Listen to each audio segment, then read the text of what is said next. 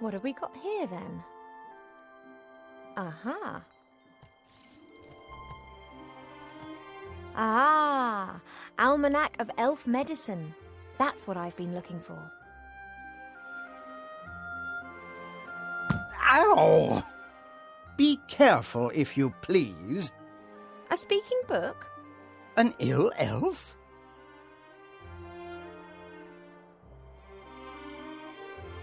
I haven't been feeling too well recently. I'm sleeping badly and have no appetite. I know that elves are very seldom ill, but if it's not that, then it must be some kind of magic or curse.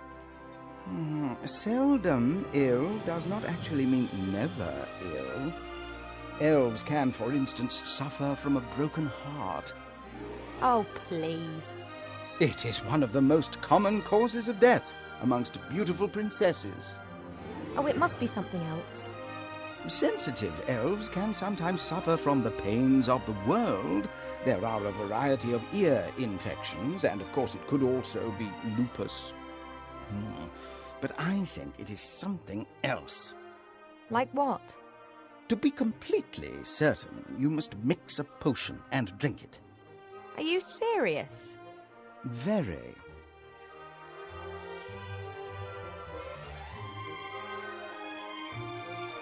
Ill elf? So I look ill. What's wrong with me? Take it easy, young one thing at a time. Young one. I'm older than you. And you look it too. I do? No, of course not, and I can also see no illness. But the mere fact that I've been fished out from the back of the shelf for the first time in centuries tells me that something is wrong. Are you actually qualified to make a diagnosis? And why can you talk? I am a magical medicine book. That actually serves as an answer to both of your questions. I've never encountered a talking book before. Of course not. I am the only talking book here. That's the problem. In the magical library in Seastone, all books can talk. Things really get cooking there, believe me.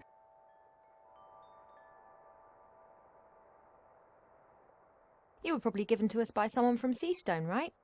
Right. I was a complete idiot and actually volunteered. As I am a book about elf medicine, I didn't get much to do in Seastone. I thought to myself, hey, this is your chance to get some practical experience. Wrong. Yeah, we elves don't get ill much. And more than that, you don't actually have much time for books. This is the centre of the elven kingdom, and just look at how paltry this library is. We don't have much use for books. We sing songs about times past, and many of us were there at the time. Then that's probably also the reason why so many elves stand around in white. What do you mean? Allow me to elucidate. Over the years, the songs you elves sing will be changed and adapted, a little here, a little there. This editorial process is nothing more than refined elvish propaganda, presenting them as intelligent and morally impeccable. And who can prove otherwise? There are no other witnesses and there are no books. I demand to know this instant what sort of illness I have. Sometimes it's better not to know. I can take it. A placebo only works when one doesn't know that it is a placebo. Make the potion and then come back and drink it. Then we'll be sure.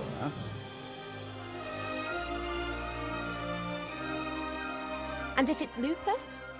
Have you been bitten by a wolf of late? No. Then it can't be lupus. No, I'm pretty sure it's something else. Now, that potion, drink it, and then I can tell you more. All right, this potion, what goes in it? It is very easy to make. You need to pound together the green fruit of a metis bush, a spoonful of honey and a red herring, and then mix with water into a viscous potion. Oh, that sounds revolting. It's medicine. It isn't supposed to taste nice. And if I drink it, I'll be well again? We will then at least know what is wrong with you. This Metis bush. Where can I find one? Haven't a clue. I'm just a book and have spent years sandwiched between dusty hymnals and a tome of revolting recipes. A red herring. Are you serious? Of course, why not?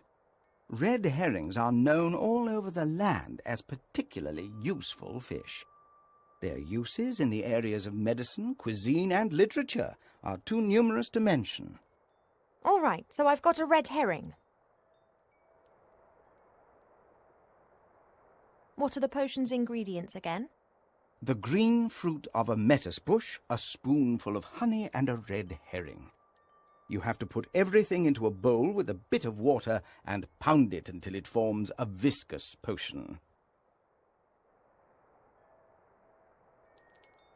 Thank you. I think that's all for now.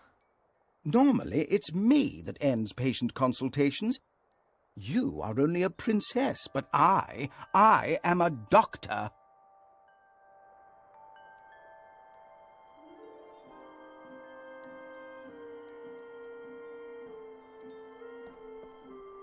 A great example of the variety of our world's fauna. Some of the ideas Mother Nature has can be quite off the wall. A few years ago, this dragon was causing a whole lot of grief. A bounty was put on its head, and all heroes of the land were encouraged to hunt it down. 40 brave warriors penetrated its lair and slew it. They brought the head to the palace where it was displayed in triumph. The strange thing was that a bit later more adventurers came carrying an identical head. Then more and more heroes arrived.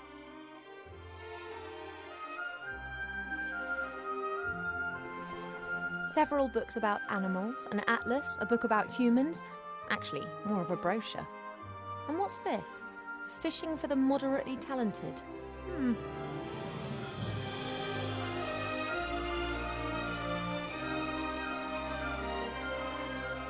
The Biggest Plant Book of Avantasia by Charles Mendel with illustrations by Alexander Bonpland. A standard reference book that Arber always used to consult every now and then.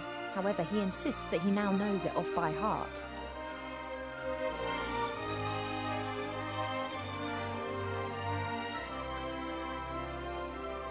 Swords of all the idiots who have tried to conquer the elf burrow. It's become less frequent over the last few centuries. Humans and dwarves appear to have learnt their lesson.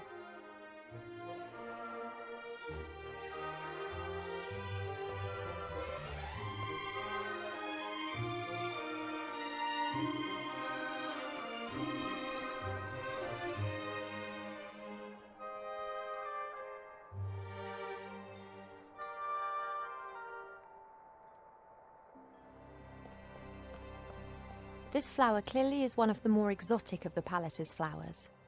It comes from a country in the deep south beyond the deserts. It's said that the flower of this plant used to be sent as a declaration of war, or if one wanted to deprive someone of all sense.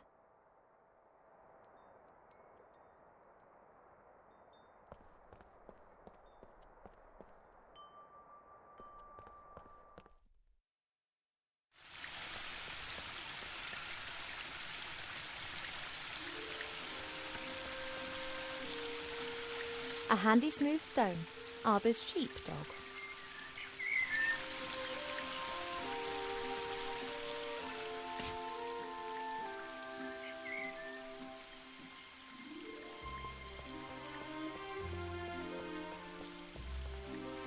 No idea what kind of bush this is, but its red fruit looks very yummy.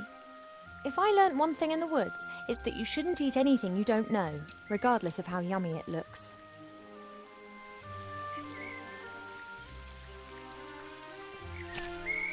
Hi, Arber. Oh, Ivo!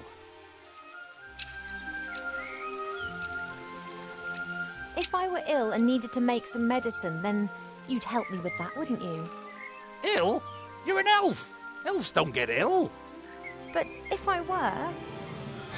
Oh, come on, now tell me, how can I help you? Do we have a metis bush in the garden here? That bush over yonder. But that fruit's red. And what colour do you expect then? Green. Are they only green when they're not ripe? Nah, they're blue then. They're green when the bush senses danger. Pardon? The lettuce bush has exceptionally delicious sweet fruit. But if it thinks it's in danger, then they go green and very sour. Call it a defense mechanism. Ah, and the bush only has red fruit because it has nothing to be afraid of here. That's right. Do you know how I could get my hands on some honey? Try the kitchens. I prefer not to wander through the castle. Of course. Someone would tell your mother. Would that beehive in the tree over there be of any help? Oh, I'd be careful with that. The bees defend their honey and can give you a nasty sting. Couldn't they be distracted or tricked in some way?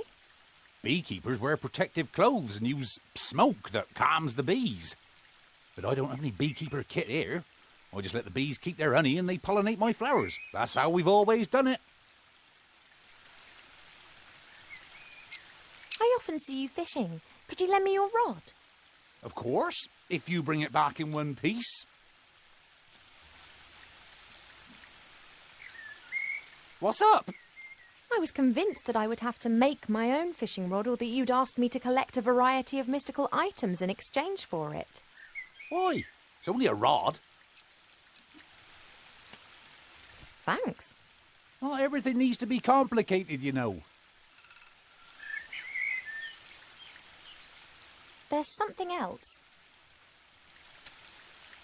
See you later, Arbor. See ya.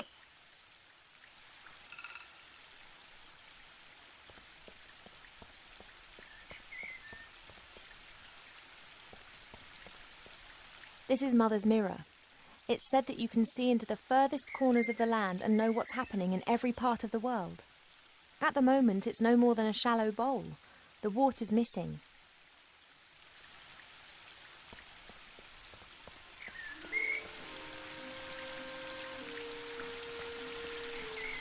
As suspected, there are red herrings swimming in the pond. They are really saltwater fish that live in the sea. But they always come back to their homeland to breed. They're the only known fish variety that can scale nearly vertical cliffs. Red herrings are far.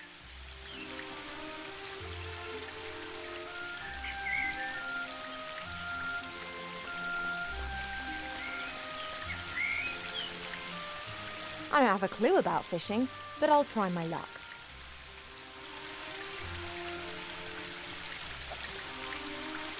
Just as I expected, nothing. On the other hand, somehow I have the feeling that I now know what I'm doing.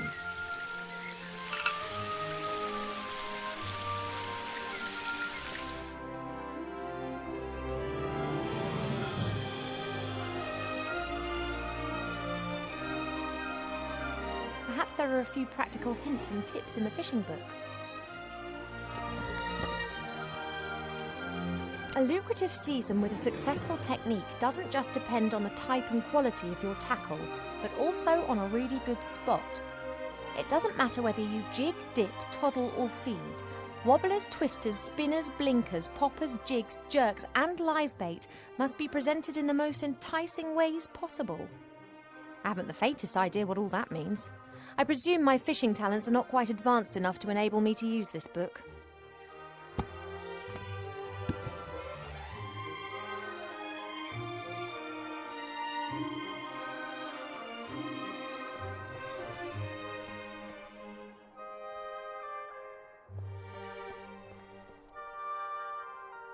Why do so many people hate this flower? Perhaps it has an abhorrent smell.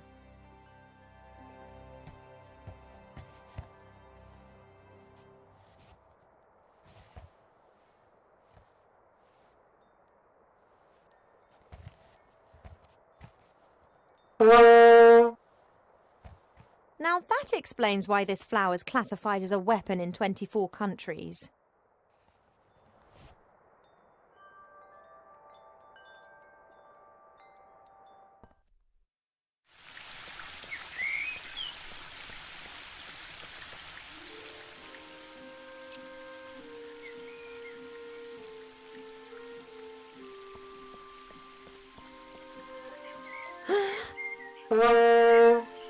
If the bush had a heart, it would have skipped a few beats. Thanks.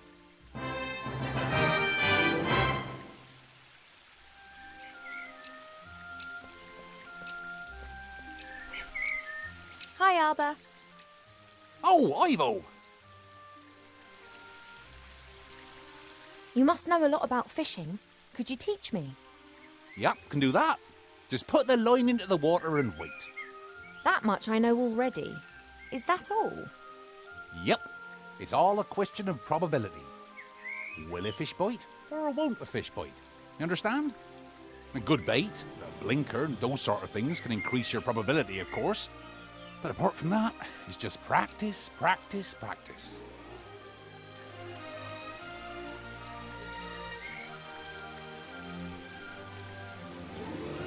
See you later, Arbor. See ya!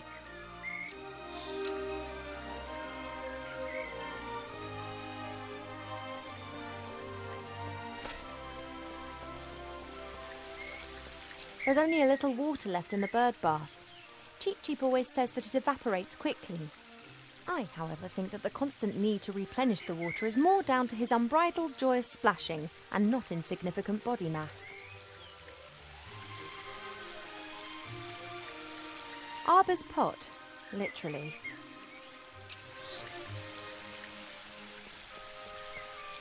I really shouldn't... it's only earth. I should tell Mother how her daughter... well, she'd be delighted.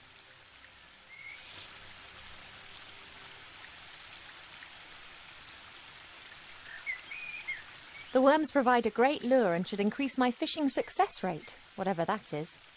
I always hang one onto the hook before I cast the line out.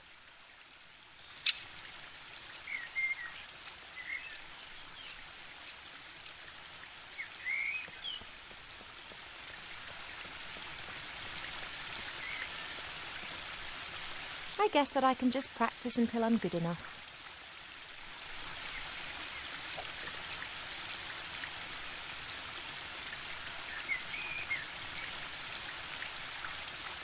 Or I could try to speed things up by learning more about fishing elsewhere.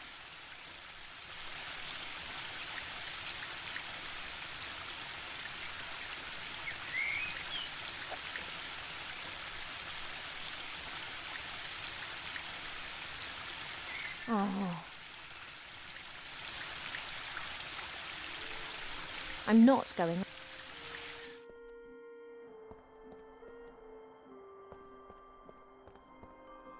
Perhaps I have enough knowledge to now understand the book.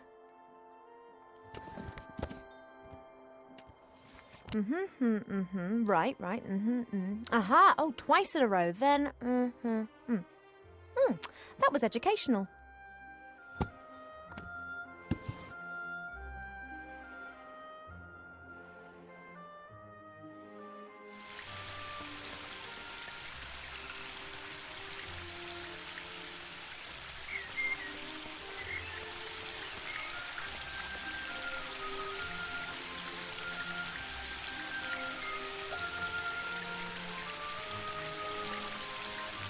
At last.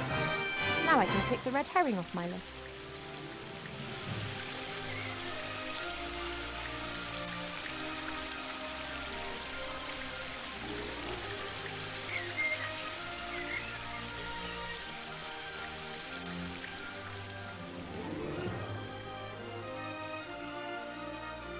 I convinced Mother not to have the hive removed, and she reluctantly agreed.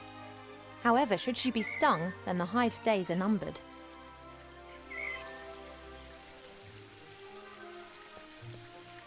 If Arbor doesn't know what's wrong with the plant, then it's serious. Hi, Arbor. Oh, Ivo! About the potion, Art. there's... See you later, Arbor. See ya!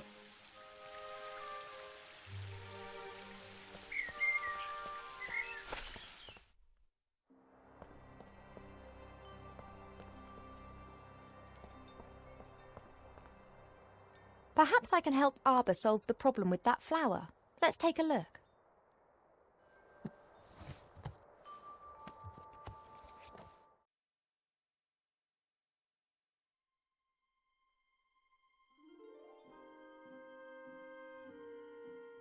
This plant reminds me of the one that Arbor's having problems with at the moment. Love lily. The love lily enters into an enduring relationship with another plant very early in its life, which frequently lasts its lifetime. If the partner plant dies, then the love lily does not normally survive the separation.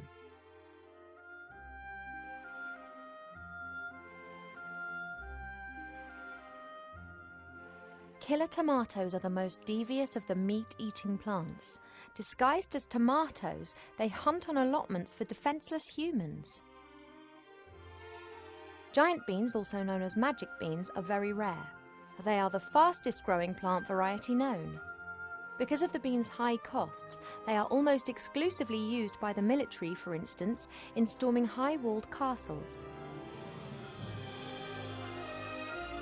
The tree of wrath bears fruit several times a year. These grapes of wrath are bad-tempered beasts that can lay whole areas to rack and ruin. Steel magnolias look like normal magnolias, but are some of the toughest plants on Earth. They can be softened using tragic women's stories and subsequently may be picked. Guard plants, Vigilia audriensis, belong to the oldest domesticated plants of humankind. They have been especially valued in times of famine as they do not require as much food as, for instance, dogs. They can sometimes develop an unhealthy taste for blood. Baritones. Mandrake should only be cultivated by experienced gardeners. The cry of the baby mandrake can kill anyone within 20 metres instantaneously.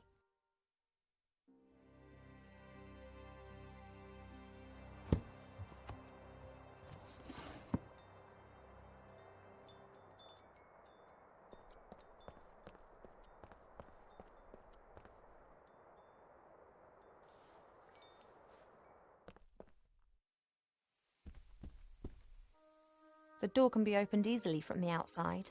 If it was up to me, it would stay open.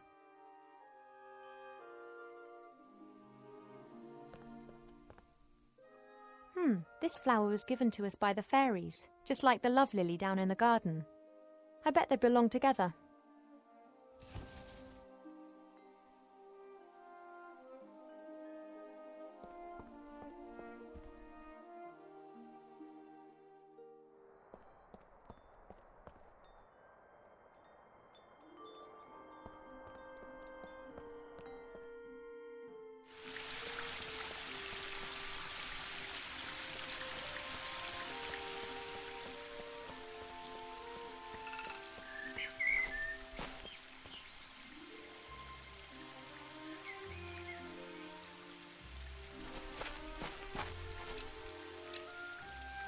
Look, do you know this flower?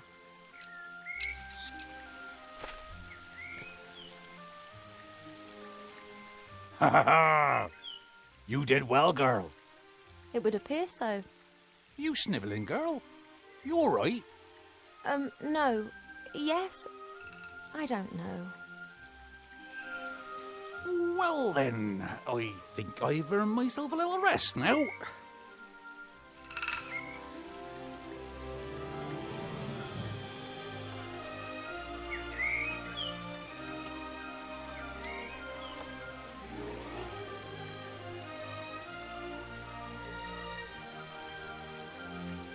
That's Arbor's little spade. He always leaves his stuff all over the garden, which of course drives Mother mad.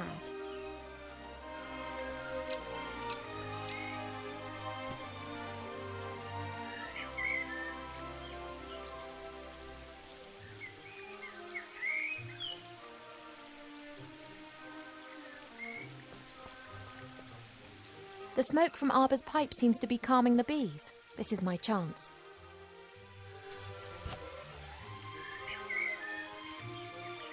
Hey now, you all right there? Sorry, had to do it. Well, I'm not happy about this destruction of nature. Not unless I get half of that there honey. I don't need any more. The rest is for you.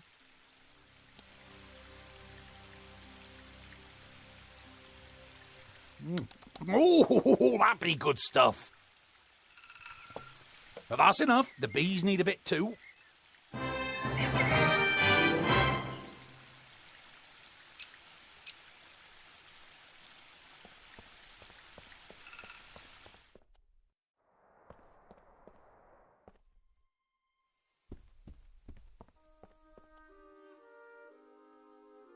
I could use the bowl to prepare the medicine in. A spoonful of honey, the green fruit from the metis bush, a red herring and a little water. Crush and blend until a viscous potion is created. Oh, sounds revolting.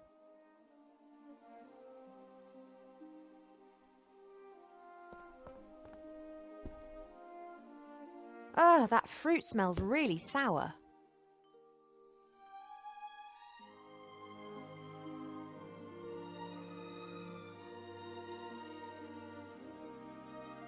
Thanks for the sacrifice, little fish.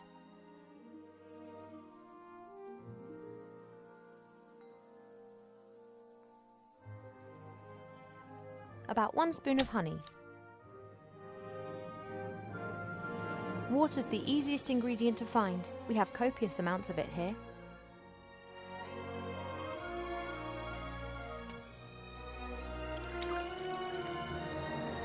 That should do it.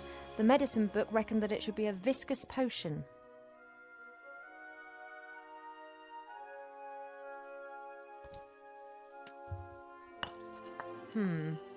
I'm pretty sure that there's never been anything so utterly revolting concocted in the Elf Burrow ever. Oh, I hope this is some kind of joke.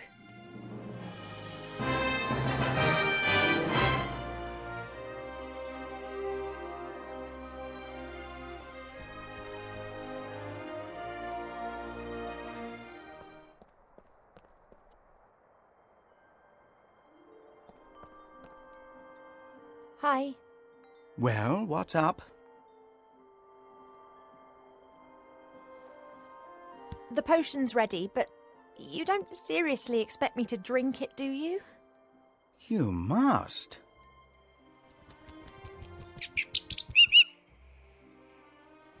Cheap, I'm so... Yes, I know, but...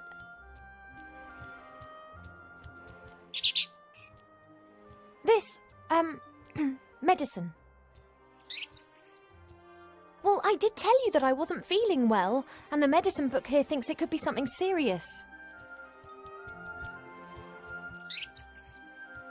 She has to drink it, the sour metis fruit, sweet honey and salty fish. That should give us an answer.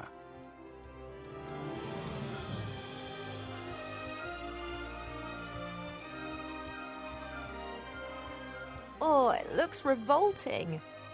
It is medicine. It's not supposed to taste nice.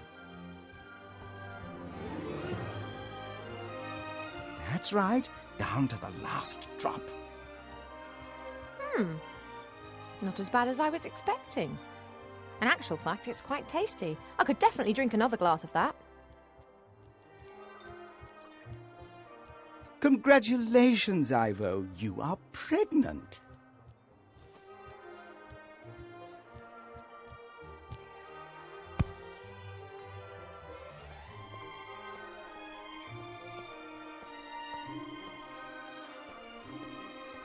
No. That is completely impossible. You must be wrong. Surely it's a misdiagnosis. You are an elf and say that potion is quite tasty. I could definitely drink another glass of that. That's raging hormones talking. I don't have any hormones. Cheap, no. No, the book has made a mistake.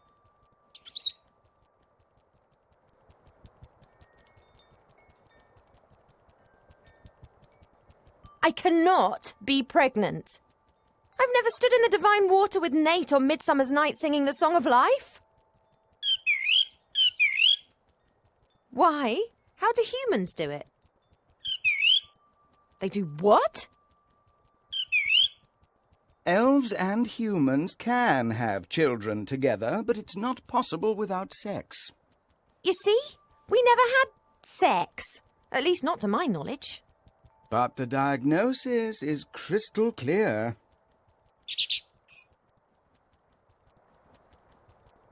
Let's just pretend that I am pregnant.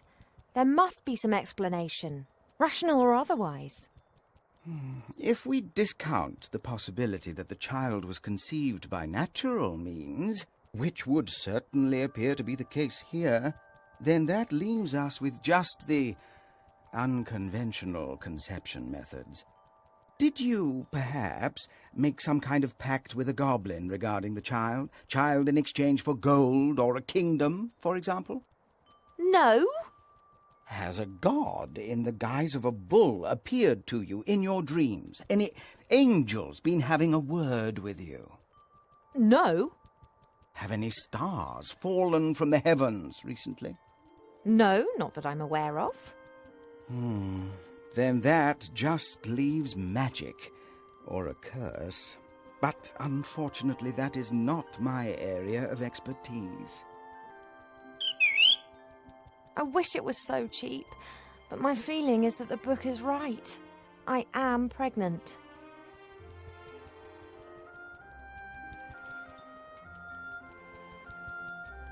One thing's certain. Mother must never find out about this. I don't know either. Do you think that my tummy will start to show? Oh.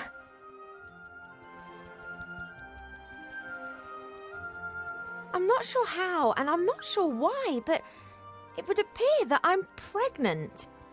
And as all other possibilities have been eliminated, then it must be a curse that's responsible.